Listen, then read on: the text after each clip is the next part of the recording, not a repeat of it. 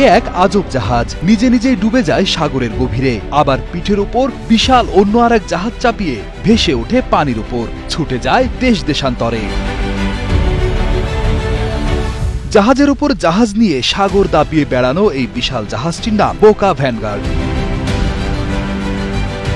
যা পৃথিবীর সবচেয়ে বড় এবং শক্তিশালী সেমি সাবমার্সিবল জাহাজ। কিন্তু পানিতে ভাসমান এত বড় জাহাজ কিভাবে পানিতে নিমজ্জিত হলেও পুরোপুরি ডুবে যায় না? আর কিভাবেই বা একটি জাহাজ বিশাল আকারের অন্য জাহাজ পরিবহন করে? বোকা ভ্যানগার্ড এমন একটি জাহাজ যা তেল এবং গ্যাস রিগ, বিশাল কনস্ট্রাকশন প্ল্যাটফর্ম, অন্যান্য ভারী বোঝা, এমনকি বিশাল আকৃতির জাহাজ পরিবহনের জন্য ব্যবহৃত হয়। এই জাহাজের কাজ হল অন্য জাহাজ বা প্ল্যাটফর্মগুলোকে তাদের গন্তব্যে পৌঁছে দেওয়া। বোকা ভ্যানগার্ড জাহাজের সবচেয়ে চমকপ্রদ বৈশিষ্ট্য হল এটি একটি পানিতে ভাসমান জাহাজ হয়েও জাহাজ বা বিশাল কনস্ট্রাকশন প্ল্যাটফর্ম পরিবহনের জন্য আপনা আপনি পানির নিচে প্রায় 16 মিটার বা 52 ফুট পর্যন্ত ডুবে যেতে পারে। বিশাল এই জাহাজের নিমজ্জন প্রক্রিয়া অত্যন্ত চমকপ্রদ এবং বিজ্ঞানসম্মত।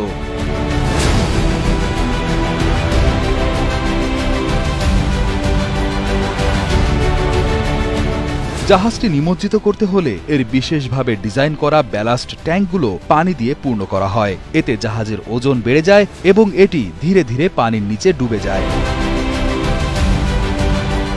একবার জাহাজটি সম্পূর্ণ নিমজ্জিত হলে ভারী বোঝা যেমন তেলের রিগ, বড় কনস্ট্রাকশন প্ল্যাটফর্ম বা অন্য কোনো বড় জাহাজ বোকা ভ্যানগার্ডের পাটাতনের ওপর তোলা হয়।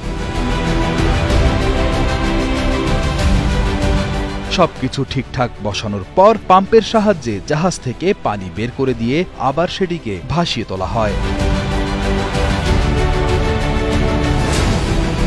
তবে এখন প্রশ্ন আসতে পারে, লোহার তৈরি বিশাল এই জাহাজ পানির নিচে পুরোপুরি নিমজ্জিত হলেও কেন ডুবে যায় না?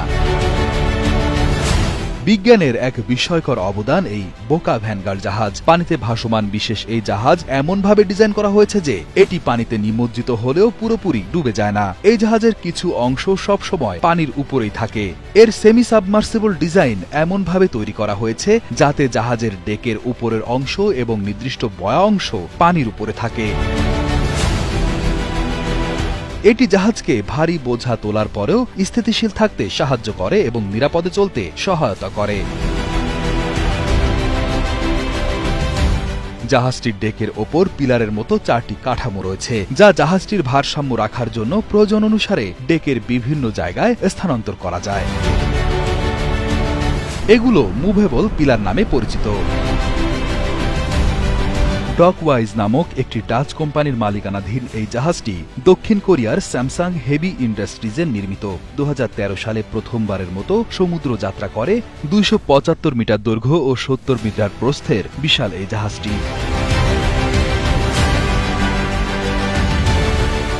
যার নির্মাণে খরচ হয় প্রায় $290 মিলিয়ন। শুধুমাত্র বোকা ভ্যানগার্ডই নয়, ব্লু মার্লিন এবং ব্ল্যাক মার্লিন নামে আরও 2টি বিখ্যাত সেমি সাবমার্সিবল জাহাজ রয়েছে ডকওয়াইজ কোম্পানির, যা একই রকমভাবে পানির নিচে ডুবে গিয়ে অন্য জাহাজ বা পণ্য পিঠে তুলতে পারে। বোকা ভ্যানগার্ড শুধু একটি জাহাজ নয়, এটি আধুনিক প্রযুক্তির একটা বিস্ময়কর উদাহরণ। এর সেমি সাবমার্সিবল ডিজাইন এবং কার্যক্ষমতা একে বিশ্বের অন্যতম গুরুত্বপূর্ণ জাহাজগুলোর মধ্যে স্থান দিয়েছে।